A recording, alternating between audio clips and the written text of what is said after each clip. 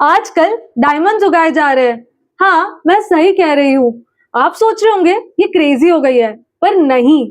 मैं बात कर रही हूँ लैब ग्रोन डायमंड्स की। और मैं ऐसा क्यों कह रही हूँ, ये जानने के लिए आपको वीडियो को एंड तक देखना पड़ेगा। लैब ग्रोन डायमंड्स की प्रॉपर्टी रियल डायमंड से इतनी सिमिलर होती है कि इसे आम आदमी द्वारा डिफरेंशिएट करना बहुत मुश्किल होता है।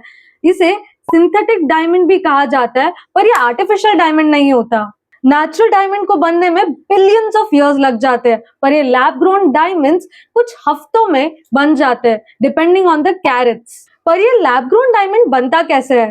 तो बेसिकली इसमें यूज होता है डायमंड सीड। डायमंड सीड यानी एक छोटे से प्योर डायमंड के टुकड़े को यूज किया जाता है, जिसे कार्बन से कोट करके ग्रोथ चेंबर में डाला जाता है। और ग्रोथ चेंबर के एनवायरनमेंट को अर्थ के एनवायरनमेंट से मिमिक किया जाता है, यानी सिमिलर कर दिया जाता है। हाई टेम्परेचर और हाई प्रेशर पर इसे रखा जाता है। फाइनली इसका कार्बन मेल्ट हो जाता है और ये छोटा सा सीड बन जाता है एक रियल जेमस्टोन।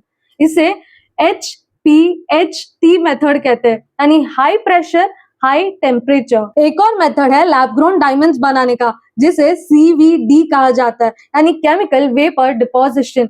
ये मेथड कम एनर्जी यूज करता है और थोड़ा कम एक्सपेंसिव होता है HPHT मेथड से। इस मेथड में भी डायमंड सीड को यूज किया जाता है। डायमंड सीड को 800 डिग्री सेल्सियस पर पहले हीट किया जाता है, फिर उसे सील्ड कंटेनर में रखकर उसमें कार्बन रिच गैसेस जैसे मीथेन से उसको फिल कर दिया जाता है।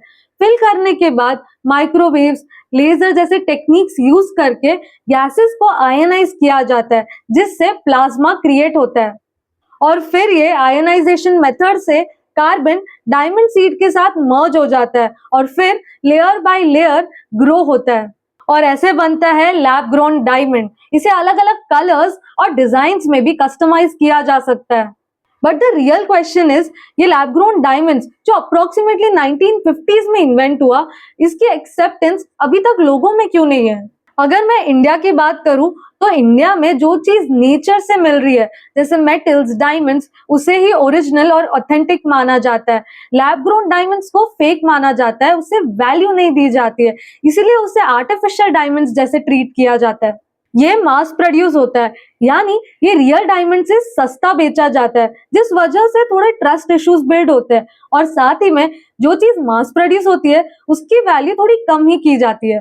लैब ग्रोन डायमंड्स की value over the period of time depreciate होती है, क्योंकि इसमें कोई रेरिटी नहीं है, कोई यूनिक पॉइंट नहीं है। बेसिकली जब ये डायमंड्स को आप बेचोगे तो आपको नेचुरल डायमंड से इसकी मॉनेटरी वैल्यू कम मिलेगी। लोग कितनी सेविंग्स करके रियल डायमंड लेने का ख्वाब देखते हैं, इसीलिए रियल डायमंड्स एक सेंटिमेंटल वैल्यू होल्ड करते हैं लोगों में। चाहे रियल डायमंड हो या लैब ग्रोन डायमंड, दोनों के अपने अपने फायदे हैं और लोगों के अपने अपने अलग perspective. Hope you found this video interesting. अगर वीडियो अच्छी लगी हो तो सबके साथ शेयर करना और मुझे कमेंट सेक्शन में ये जरूर बताना कि क्या आप लैब ग्रोन डायमंड खरीदना प्रेफर करोगे।